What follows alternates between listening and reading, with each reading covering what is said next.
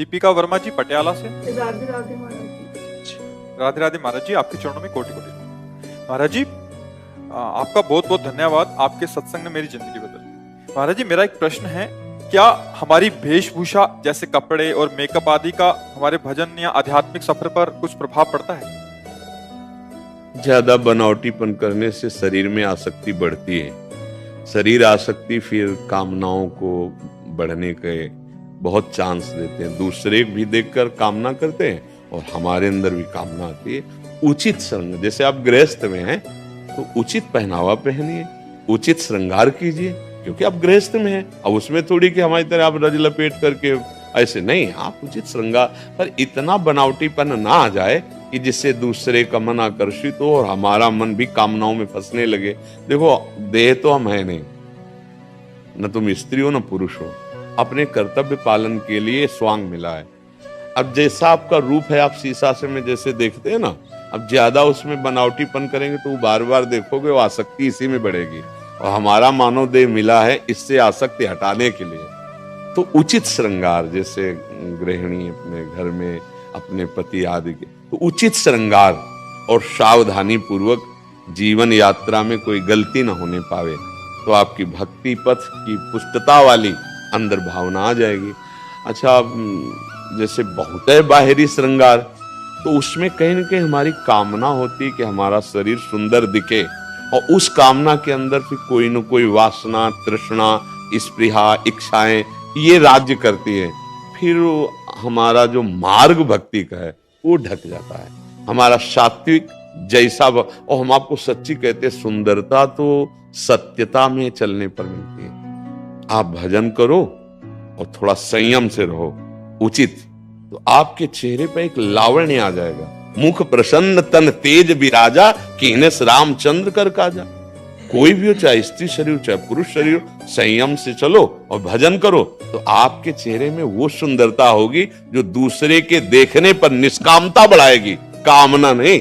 देखो ना, संत महात्मा जन जो भगवान में चित्त जोड़े हैं, कौन सा भैया श्रृंगार बाहरी होता है, पर एक दर्शन करने के लिए जाते हैं ना लोग, वयोवृद्ध हैं, कोई बाहरी रूप की बनावट नहीं, पर एक अलौकिक सुख मिलता है। उनके देखने से ऐसा लगता है मैं देखता ही रहूं, उनको देखने से ऐसा लगता है ये अपने हैं, उनके देखने से एक अजीब आह्लाद होता है, आनंद होता है। क्यों?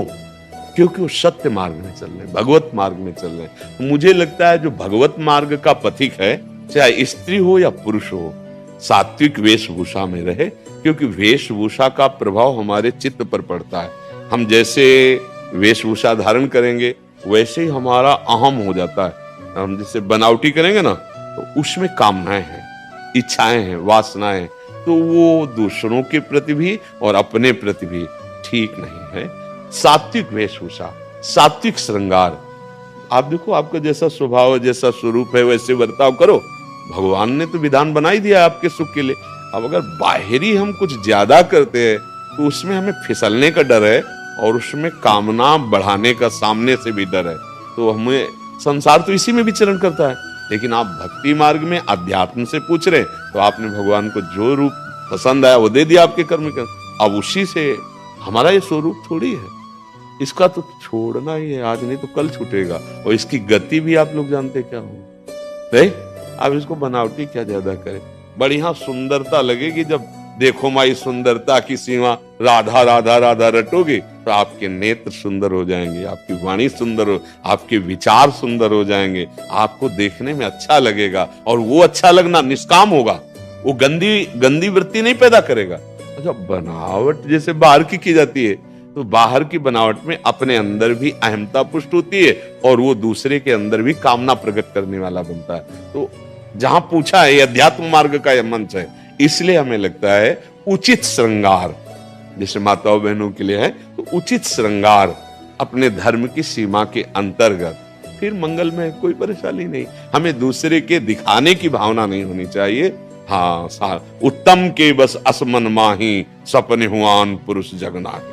एक पाणी ग्रहण संस्कार किया और उसी में धर्म पूर्वक चले और दोनों मिलकर धर्म का आचरण किया, भजन किया, दोनों भगवान को प्राप्त हो गए। ऐसे गृहस्थी में चला जाता है। नाथ सकल संपदा तुम्हारी, मैं सेवक समेत सुत नारी, और विरक्त तो संपूर्ण विषयों पर विजय प्राप्त करके भगवान को प्राप्त कर ले। दोनों के लिए भगवत मार्ग है।